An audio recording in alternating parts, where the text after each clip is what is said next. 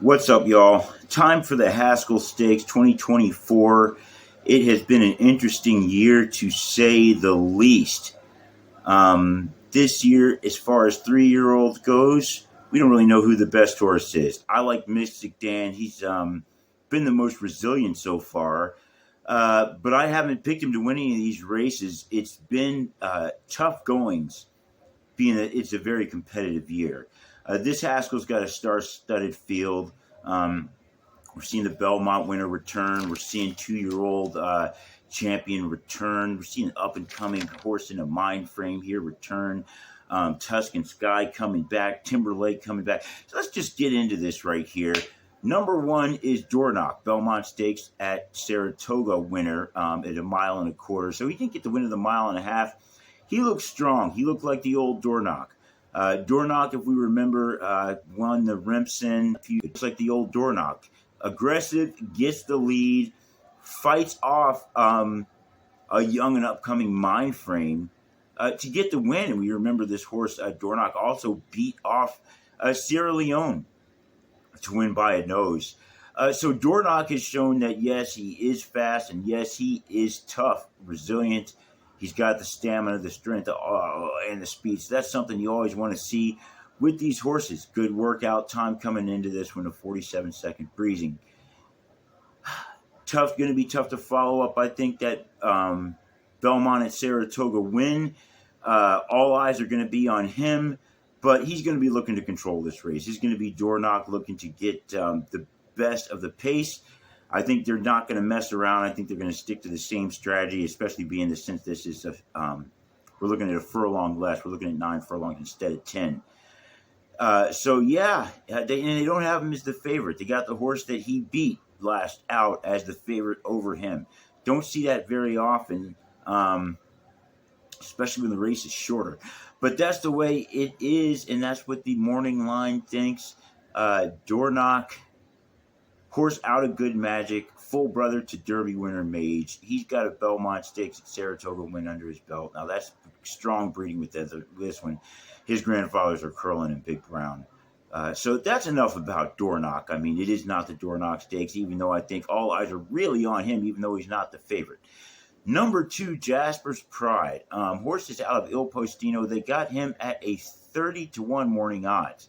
Far away from that 5-2 on Dornoch. And I think there's a good reason why. Horse doesn't have any experience long distance. He's got 3 good races at 6 furlongs at Monmouth. I mean, I guess you can see why they're throwing him in here. It's a lot of money on the line to see what happens. 1 minute breathing from the gate in his last workout, so he's looking good, looking strong, but he's going a lot further. He's adding on another 3 furlongs in this race. Jaime Torres riding the horse. He's got his work cut out for him. Will the horse be that aggressive? I don't think he's really going to ride on the lead. I think he's going to ride a little bit off the lead. May help him out if the pace collapses, but I don't know that the horse can go that distance. Il Postino is a horse out of Distorted Humor. So Distorted Humor's got 1.25 distance in him. Don't know if that'll translate over, especially against such tough competition. That's why this horse has got a 30-1 morning odds and probably going to go up from there. Number 3, another interesting horse if you're looking for a little bit of room in the odds. 9-2 in the morning odds, Tuscan Sky. Javier Castellano riding this horse for Todd Pletcher, 3-time Haskell winner.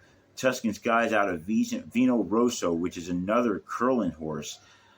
Tuscan Sky, couple of good wins after coming out of his maiden in Aqueduct, winning an optional claimer at Fairgrounds. 7th in the Wood. A lot of people liked the horse, but kind of expected that he wouldn't win it. But he got his feet wet, came out and won the Pegasus. So he's moving right along with his pace. Is he ready for a big win now? I don't know. I'm not sure if this is really the race for him, but he is making progress. That's what you want to see, in my opinion. Number 4, another horse that I think is right along with Tuscan Sky is Timberlake. Horse out of Into Mischief, being ridden by Flavian Pratt, trained by Brad Cox, 2-time Haskell winner. 8-1 in the morning odds in this one. Good workouts on him as well. 101 breezing from the gate. 101 breezing and a 1 minute breezing from the gate, which I especially like that 1 minute breezing from the gate. I like him to be off the lead. He will get the lead if they give it to him, but I don't think they're going to be aggressive and take it. Horse was fourth in the Breeders' Cup Juvenile way back last year, losing to Fierceness. Came back with a win in the Rebel and then finished that up with a fourth in the Arkansas Derby, losing to Muth again. Muth running second in the Breeders' Cup Juvenile. Muth beating him in the Arkansas Derby. So he's taking a break, trained, ready back to be competitive. I don't think this is going to be too much for Timberlake. I got him just a step slower than some of these other horses in here. But if anything goes wrong, I think Timberlake, Brad Cox, and Flavian Pratt will be looking to take advantage of that. I think he's definitely dangerous. And if you like some odds, 8-1 is not bad. Number 5, the big question mark of the day. Now, I'm going to spend too much time talking about Fierceness.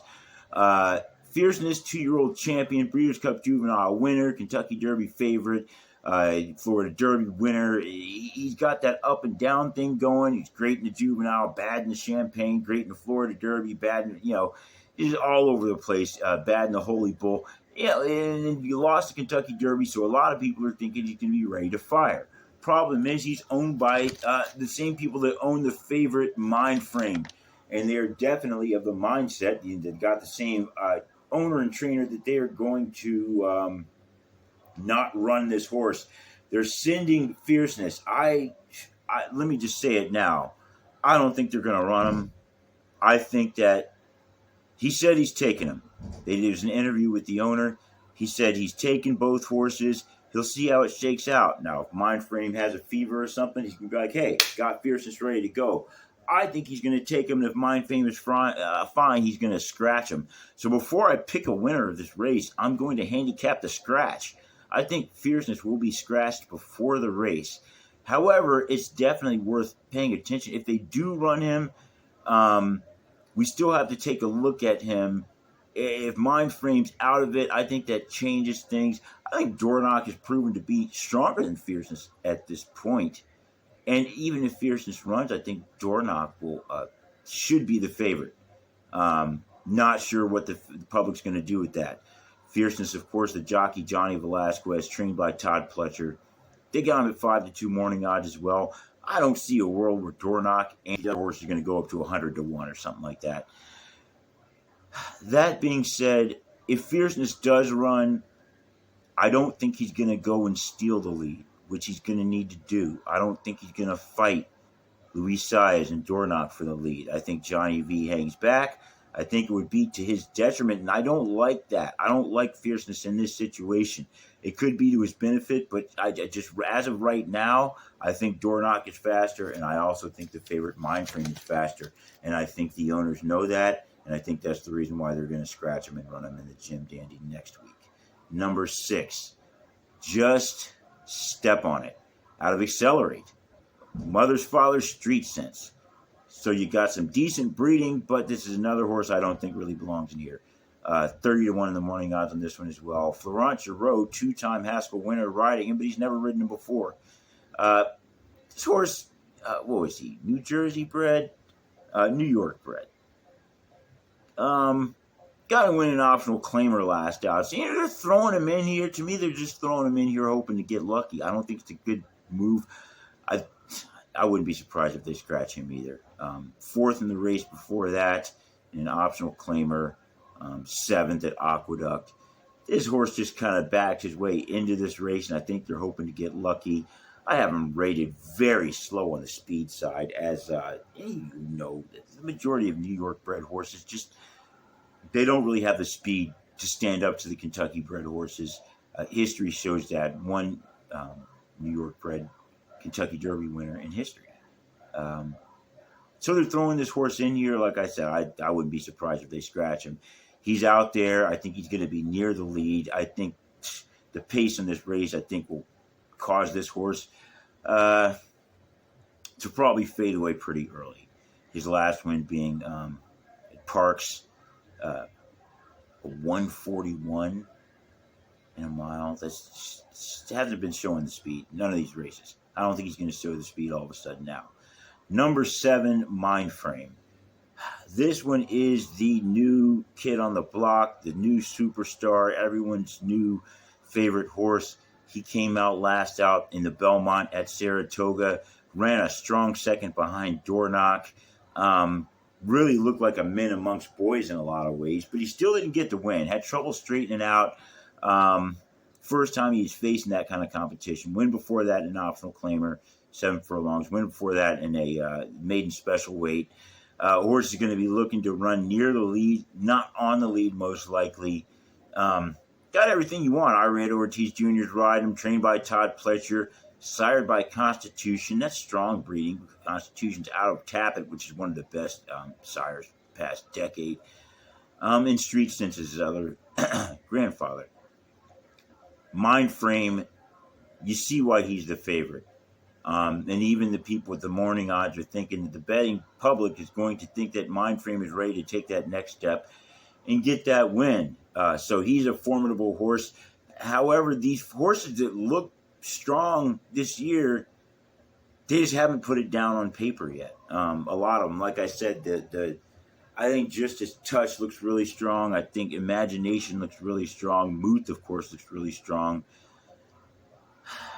Is Mindframe going to be one of those horses, or is he really going to go ahead and lay it down? There was a good race last out. Had he run straight in the final half a furlong or so now, Rocket. Said Jario Rendon. The jockey is severely outclassed, in my opinion, and he's going to need a lot of things to go in his favor. Now, I think we're going to be looking at a decently hot pace on this one. I do have the one Dornoch getting the lead. Right behind him, I'm looking at Just Step On It's going to be in there. I'm sure Mindframe will not be much far behind that. Fierceness, if he does go, will be right in there. Timberlake won't be too far off the lead. And I'm not sure about Jasper's Pride. I think he could be in the mix as well, being that he's used to running in 6 furlong races. So I think it will be a hot pace. I got that opening half mile, and I like to put out those times out there just so people know what I mean by hot pace. And I also like to look back at the race and see how close I was. So I got that opening half at 46-2. 3 quarters and 1:11-1. Like I said, Dornoch, I think, dominates the majority of that pace. Mindframe will start chasing him down. Just Step On It will make a move trying to chase him down, I think, as well. Flavian Pratt's going to be competitive with Timberlake as well. So I think the pressure's definitely going to be on Dornoch. I got Dornoch. As strong as he is, it's hard to bet against a strong horse, especially to think he's going to fall apart. I don't think he's going to fall apart, especially if they run the horse's race. I think they have learned their lesson. They're going to run him strong, and I think Dornoch is going to run second. I think he will be chased down by the favorite Mindframe. I hate to go chalk, but I can't go against Mindframe. As much as I liked him in the Belmont, and the only thing that scared me was his inexperience. That got him. And he's going to be tracking the same horse that he had to face in a shorter race. He's got the better jockey, in my opinion, Irad Ortiz Jr. So I just kind of got this one from Mindframe. I got Dornoch fighting with Mindframe, but I think Mindframe's probably going to take in the momentum in the stride. When you're tracking a horse like that, especially if they're pretty much the same speed naturally, it's like that NASCAR thing. You can kind of draft behind one, and when he hits them in the corner, I think Irad Ortiz Jr. is going to look to draft right around the outside, catch him with this centrifugal force, and just use that to move right on past Dornoch. Dornoch stays resilient, but Mindframe will have gotten the jump on him at this point. I think Mindframe comes home with the win. 147-4 in the final time. I got Mindframe coming in with the win at 1.1 miles in this one at Monmouth. Irad Ortiz Jr., Todd Pletcher, I think, gets his 4th win. Irad Ortiz Jr. with his first Haskell win. Mindframe, I think, gets his first Grade 1 win, and that's going to put him in the conversation to keep it interesting going into the Travers, where I think he'll be facing off against other horses. Maybe Fierceness, maybe Sierra Leone, maybe both of them. But I think we'll see him again. I think Dornoch will probably put an impressive race up in this one. And he'll be back as well. Third place, I got the 4, Timberlake. If you're looking for something to fall apart, I think that's a horse you may want to take a look at. Timberlake, number 4, I got the 3, Tuscan Sky, running there. Javier Castellano, Todd Pletcher, running 4th. Don't like to really give out a lot of bets, but we always looking for the best value. I mean, and so, I mean, for this kind of setup, I think you're going to have to probably look trifecta. I mean, being that I like the favorite and the second favorite, you're looking at chalk in the first 2. To get off the chalk, you got to go trifecta. I kind of think that's down far too low. I do not like betting horses that are even money or below even money. 4 to 5's about as low as I ever like to see it. Anything lower than 4 to 5, I tend to want to bet against that horse. Even if I like the horse, just the chances of something going wrong, whether it is nefarious or not, I think below 4 to 5, the odds are in your favor that something's going to go wrong. 3 to 5 is the absolute lowest. Anything lower than 3 to 5, I'm seriously not trying to play that and seriously looking to play against it. Whereas the only way to look to play a 3 to 5 horse is probably in a superfecta. So, looking for a try in this one.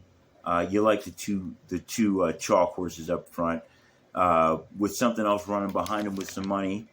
Maybe if you think Dornoch's going to fall off and you still like Mindframe, you might be looking at throwing one of these other horses in behind him. I've seen in lots of cases, because a horse like Mindframe or even Dornoch maybe might just get away from the crowd, the other horses, they kind of run their horses so hard trying to catch that top horse. The horse is just in it not to win it, but just in it to run a good race, like a Jasper's Pride, or maybe even one he's just step on it. They get in there and they run second.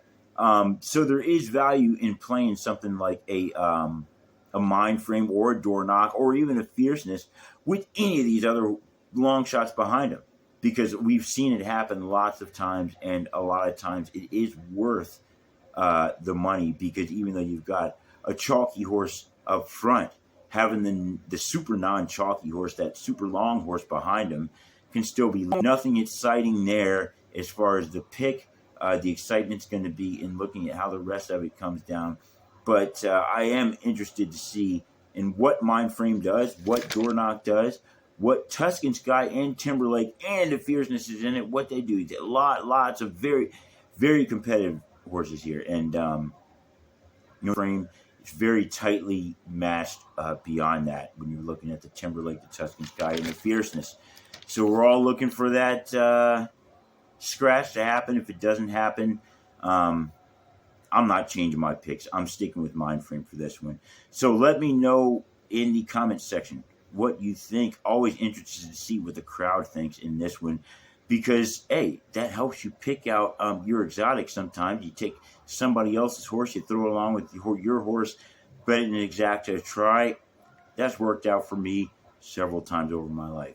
So we're going to leave it there unless something changes, which I think there's probably a 60% chance that we will have a scratch. Unless that does happen, though, I'll see you all after.